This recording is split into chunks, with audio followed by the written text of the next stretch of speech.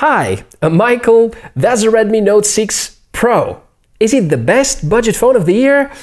No. No, I'm sick of hearing people claiming that a device is a flagship killer or a best buy at a certain price. Therefore, this Redmi Note 6 Pro we're going to name a total rubbish until we prove otherwise. Let's go!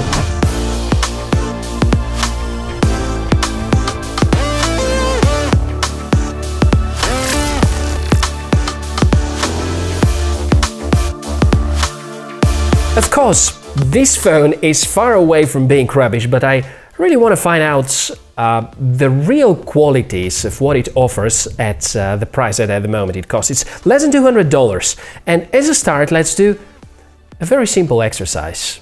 Now, think of smartphones. Which are the 5 most valuable characteristics to you of a smartphone?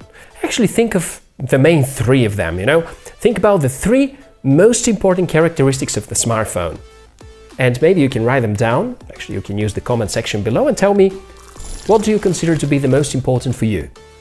I'm pretty sure that at least 2 out of the 3 features you highlighted are certainly among the top 5 we're going to talk about in the next minutes. Well, when we talk about smartphone characteristics, there is one single characteristic which is way above anything else.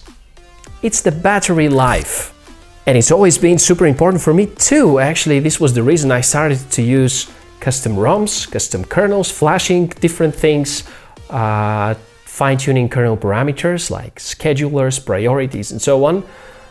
It's no longer necessary, and although custom ROMs and sometimes custom kernels can improve a bit the battery life, there are some physical boundaries we can't really cross with that.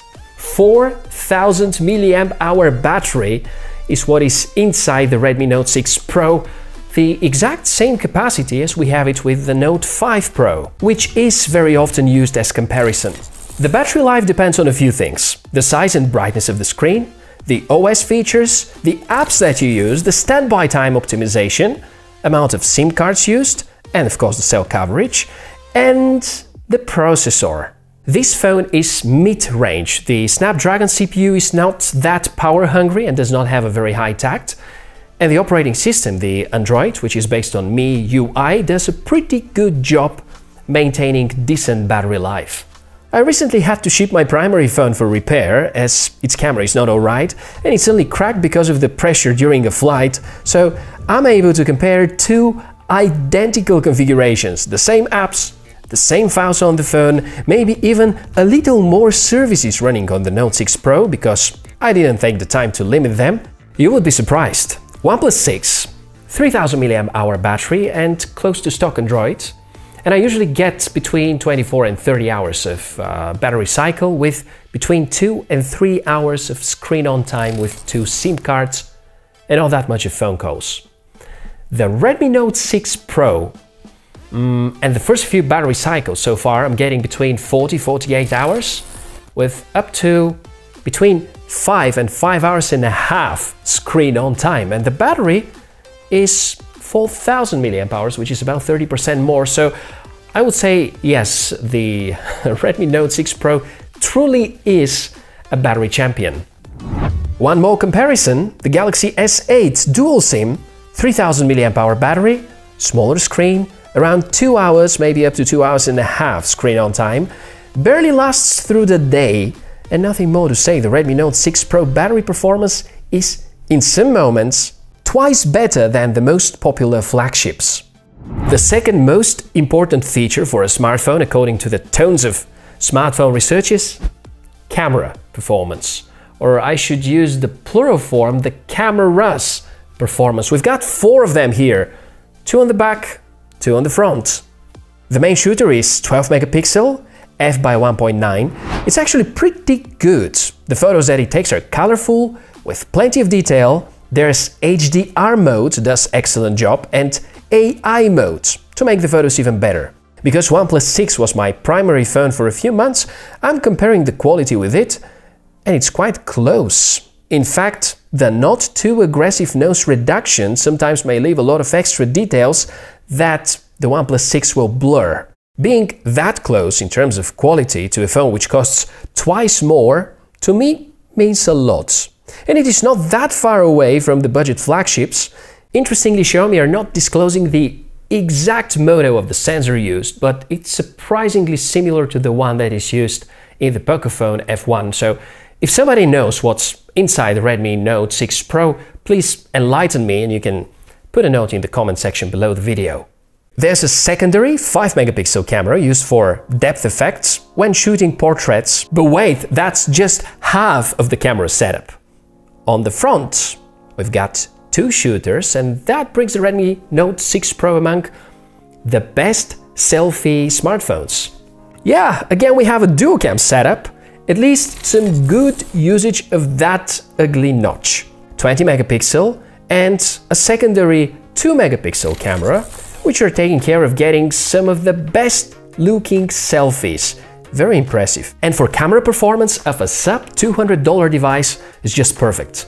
Before exploring the third main feature, let's take a moment and appreciate the sponsor of this episode, coming from the well-known company Wondershare and their brilliant software product called PDFelement. It is a PDF editing software which has powerful features to edit, convert, annotate, sign and fill PDFs. Also, it supports optical character recognition. This is among the easiest to use software solutions for improving your PDF projects. It also supports creating PDFs from files of various Microsoft Office products. Just point to the file from your local drive or simply drag and jump the document to PDFelement. The latest release adds a lot of extras, including SFA-based PDF support, editing graphic-based objects, and enhanced data extraction. It is a multi-platform solution and may run on Windows or Mac or even Android. Make sure to check the details in the description below the video, and you will also find a special discount code to get the full version of the software. Third, and you most probably guessed it already, the processor performance, because we all hate laggy smartphones. We want something that will load Facebook within a moment and one shutter when you scroll up and down. Or maybe we want to play PUBG at good frame rate with more details. The Redmi Note 6 Pro does the job right, being powered by the Snapdragon 636. It's not the most remarkable Snapdragon processor, but it's right behind the top models, offering 8 cores divided into 2 clusters of 4 each. Most of the games will have better than the average performance, and if you're wondering whether it is smoother than the Mi A2 Lite, yes, it is. Also, MIUI seems to be better optimized for most of the apps, except the Google package, so the choice of processor here is very reasonable, budget-oriented, but not sacrificing most of the performance, and it is a relatively cold CPU. You won't feel any overheat issues or conditions as it used to be with some of the older 600 Snapdragons. Accompanied by 4GB RAM, there you go, a device which will be great for at least another couple of years in the current mobile industry dynamics. Highlighting the top 3 most important features of a smartphone was rather easy because most of the researchers are pointing to exactly those 3. The other 2 I want to highlight, well, a lot of different components may qualify here. From screen size to notch or notch-less experience, fast charging technology, which by the way is present with the Note 6 Pro, waterproof rating, not with this one, ultra slow motion video, again no. So I'm going to focus on the 2 that make the greatest impact of making this phone not rubbish, because you remember we are trying to prove that this one is not rubbish, and exactly the opposite. So we carry on with number 4, and that's MIUI, this controversial take on Android. It is among the oldest ever Android distributions.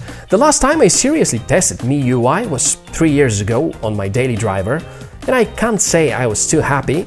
Right now, I wonder why I was so reluctant to try it. First of all, it looks quite well, not too colorful and polished, just about right. It has theme support with very rich gallery. Stock Android cannot do that. It has a very capable dialer with perfect dual SIM integration, which Google is far behind from. There are of course things that I don't like that much. The settings menu is a little weird. It has no integration for Google's Smart Lock feature. This feature can keep your phone unlocked if it is connected to your smartwatch, for instance. Super convenient, and looks like the necessary libraries are not present.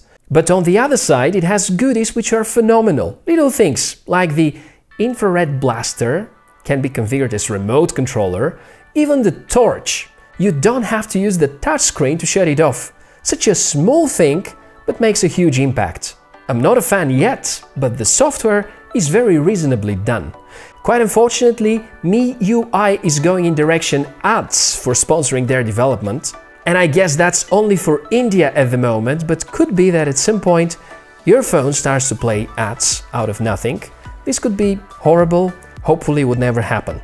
During the 2 weeks of usage, I've had no ads, no issues, no crashes, performance was pretty good, and I barely felt any downgrade from Snapdragon 845 to Snapdragon 636. The last, fifth pillar, of course, the price. It's the best part. You know, at the moment I'm very excited about this phone. Performs well, makes good photos, has very good sound, perfect reception, the display very well calibrated, and I will have serious doubts whether I'm switching back to the OnePlus 6 once it gets repaired, because with my usage, 6 hours screen on time per charge? Wow! That all is priced at less than $200, and on Black Friday I saw a few stores which were selling it at between 160 and 170. At the end, I feel obliged to share with you the negative that I discovered. Firstly, micro USB port instead of Type-C, which is kind of a bummer. The notification LED is white only, not colorful, very unfortunately. Headphone jack is there, FM radio is available. These are actually good things, I should stick to the bad. No alert slider, and that's probably something that only OnePlus users and maybe iPhone users would understand. Display notch doesn't count. Most of the popular 2018 devices have it. No wireless charging, but does that matter?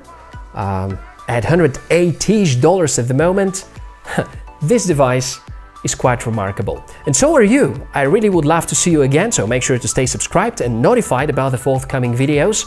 And please tell me how you feel about the Redmi Note 6 Pro.